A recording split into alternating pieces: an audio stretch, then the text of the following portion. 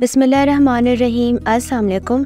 रात के खाने के लिए अगर आप कुछ मज़ेदार किस्म की रेसिपी ढूंढ रहे हैं तो दूध में एक बार पराठा डाल लें और एक ऐसी रेसिपी बना लें कि जिसको खाने के बाद सब आपकी तारीफ़ों के पुल बांध लेंगे। तो वीडियो को आखिर तक देखना लाजमी है। सबसे पहले एक बड़े से बर्तन में हम 2 कप मैदा, हाफ़ टी स्पून नमक और थोड़ा सा जर्दे का रंग डाल देंगे। इसके बाद हमने इसके अंदर थोड़ा सा जो है वो ऑरिगेनो डाल सकते हैं। आप इसके जगह धनिए का इस्तेमाल भी कर सकते हैं। इसके बाद आपने क्या करना है, इसमें थोड़ा सा 2 से 3 टेबल स्पून के करीब तेल डालना है और इसके बाद बारी आती है गूंदने की। तो आपने इसको जो है नॉर्मल जो पानी होता है उसके साथ गूंद लेना है। इस बार मैं आपको ये नहीं कहूँगी कि गर्म पानी से गूंदें, क्योंकि ऑलरेडी मौसम गर्म हो चुका हुआ है तो गर्म पानी की ज़रूरत नहीं है। वैसे गर्म पानी के अंदर जब डो बनाई जाती है मैदे की, एक तो वो हाथों को नहीं चिपकती है, दूसरा इमरजेंसी में अगर आपके पास ये डो को यूज़ करना हो तो वो इजीली यूज़ हो जाती है। इसी के साथ ही मैंने क्या किया, सबसे पहले जो है इसकी डो तैयार कर ली थी और 5 से 10 मिनट जो है इसको रेस्ट टाइम दिया ताकि थोड़ा सा सेटल डाउन हो जाए। तो फाइनली जी 5 से 10 मिनट के बाद ये सेटल डाउन हो चुकी थी और आप ये देख सकते हैं कितनी सॉफ्ट हो चुकी हुई है। अब बात आती है इसको जो है वो बेलने की। तो बेलने का तरीक़ाकार बहुत ज़्यादा यूनिक होता है। मेरा हमेशा कोशिश ये होती है कि कम से कम वक्त में ज़्यादा से ज़्यादा चीज़ एकदम बनाई जाए, क्योंकि जो हम जैसे यूट्यूबर्स होते हैं वो हमेशा कोई शॉर्टकट ज़रूर ढूंढते हैं ताकि जो है हम कम से कम वक्त में ज़्यादा से ज़्यादा काम कर सकें। तो सबसे पहले मैंने ये सोचा कि जितना मैंने 2 आटे यानी कि 2 कप के हिसाब से जो भी आटा था उसको मैं फैला लूँगी, यानी कि जितनी मेरे से होगी उतनी मैं उसको फैला लूँगी। कोशिश ये कीजिएगा कि आपके पास रोटी जितनी हैसियत से बड़ी हो सकती है आप उसको कर लीजिएगा। अब आपने क्या करना है कि एक गोल ढक्कन ले लेना। गोल ढक्कन मैं इसलिए कहती हूँ कि मैं ये चाहती हूँ कि हर जो मेरे पास रेसिपी में जो पराठे होंगे उसका साइज़ एक होना चाहिए। ये नहीं है कि एक बड़ा होगा और एक छोटा होगा। तो बेहतर यही है हमारे लिए कि एक दफ़ा जो है हम एक ही साइज़ का बना लें तो वो ज़्यादा बेहतर रहेगा।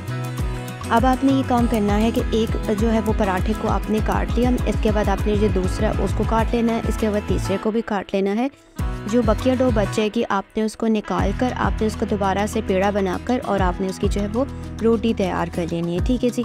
अब आपने क्या करना है कि रात में अगर जैसे अमूमन होता है कि कुछ इमरजेंसी में कुछ अच्छा खाने को दिल करता है तो मैं कहूँगी कि आप यही रेसिपी और ऐसे ही ट्राई कर लीजिएगा। अब आपने क्या करना है, एक रोटी लेनी है। जैसे आप पराठे के ऊपर तेल डालते हैं आप इसकी जगह घी का इस्तेमाल भी कर सकते हैं। बस ये याद रखिएगा कि किनारों के ऊपर आपने जो वो तेल को नहीं लगाना, क्योंकि असल में हम ये चाह रहे हैं कि हमने जब अगली रोटी इसके ऊपर रखनी तो वो चिपक जाए। एक दफ़ा मैदा या आटा आप इसके ऊपर डस्ट कर लेंगे और इसके बाद आपने क्या करना है कि जो अगली रोटी है वो इसके ऊपर आपने रख देनी। जैसे मैंने आपको बताया ना कि हम चूँकि पराठा बना रहे हैं ना तो हमारे पास साइज़ बहुत ज़्यादा पराठे का मैटर करता है। अब आपने जो है दोनों को रख देना है। दरमियान से आपने बिल्कुल प्रेस नहीं करना, क्योंकि अगर वो चिपक गया तो फिर बाद में हमारी रेसिपी ख़राब हो सकती है।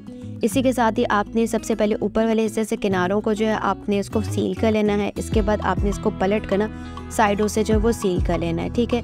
अब आपके पास सीलिंग जो है एवरेज किस्म की होनी चाहिए, एक बहुत टाइट नहीं। फिर अब आपने क्या, हाथों की मदद से जैसे रोटी या पराठे को आप हाथों में लेकर इस तरह से करते तो आपने बिल्कुल ऐसे कर लेना, यानी कि थोड़ी सी बड़ी हो जाएगी।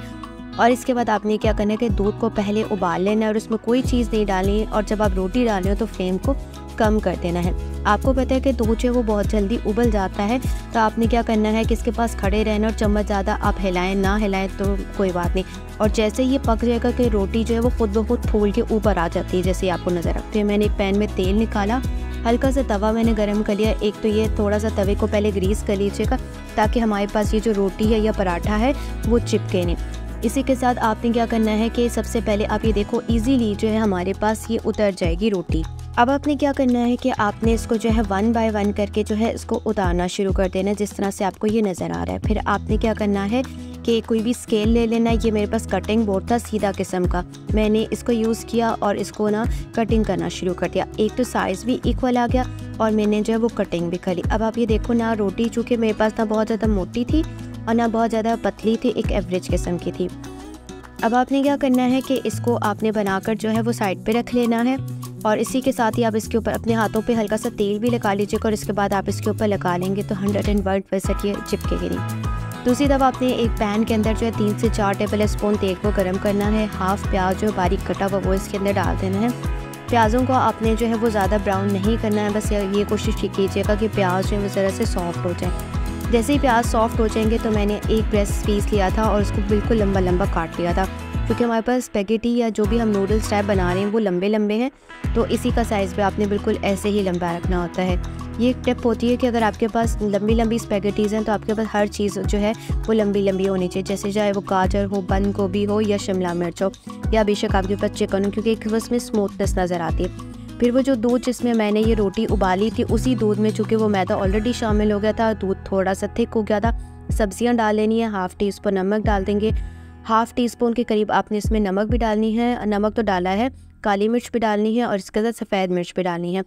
क्योंकि इस रेसिपी के अंदर जो है सारे की सारी जान जो है वो काली मिर्च और सफ़ेद मिर्च की है, तो आपने लाल मिर्च का बिल्कुल भी इस्तेमाल नहीं करना। मोस्टली वो इलाके होते हैं कि जहाँ पर सफ़ेद मिर्च अवेलेबल नहीं होती, तो कोई मसला नहीं है, आप इसकी जगह सिर्फ काले मिर्च और नमक डालें, तो ये तब भी रेसिपी आपकी बहुत मज़ेदार बनेगी। इसी के साथ दूध के अंदर जब ये सॉफ्ट हो जाएंगे तो आपने क्या करना है, इसके अंदर चिकन डाल देनी है और चिकन डालने के बाद 2 से 3 मिनट का आपने टाइम देना है। जैसे इसमें हल्का सा बॉयल आना शुरू हो जाएगा, इसके बाद ये जो आपने स्पेगेटी या जो भी आप कहें नूडल्स बनाए हुए थे इसके अंदर डालना शुरू कर देने हैं। मैंने इसको जब बनाया तो अब यकीन करें मेरे लिए तो बहुत ज़्यादा आसानी होगी। जो बाज़ार से हम एक अनहेल्दी किस्म की जो ये ले आते हैं, ये भी नहीं पता हो कि ये सफाई से बनाई गई हैं कि नहीं, तो बेहतर ये है कि हम इस तरह की रेसिपी बनाएं। बाज़ार से तो हर चीज़ अवेलेबल होती है, मगर जो चीज़ आप अपनी मोहब्बत से घर वालों के लिए बनाते हैं उसका कोई मोल नहीं होता। इसी के साथ थोड़ा सा अगर आपको लगता है कि नमक काली मिर्च कम है तो लास्ट में आप इसके ऊपर डाल दीजिएगा। और फाइनली जी देखिए मेरे पास कितना मज़ेदार किस्म का वाइट सॉस क्रीमी पास्ता जो है वो रेडी हो चुका है। लास्ट में ऑलिव्स डाले थे, इसके ऊपर धनिया डालकर जो है वो घर वालों को दीजिएगा। बच्चों को तो वैसे ही ऐसी चीज़ें बहुत पसंद आती हैं, बड़े भी इसके दीवाने हो जाएंगे। उम्मीद है कि इतनी जो है वो यूनिक रेसिपी आपको पसंद आएगी। आप हमेशा मुझे आके कमेंट बॉक्स में अप्रिशिएट करते हैं और दुआओं से जो है नवाजते हैं, तो आप सबका बहुत बहुत शुक्रिया।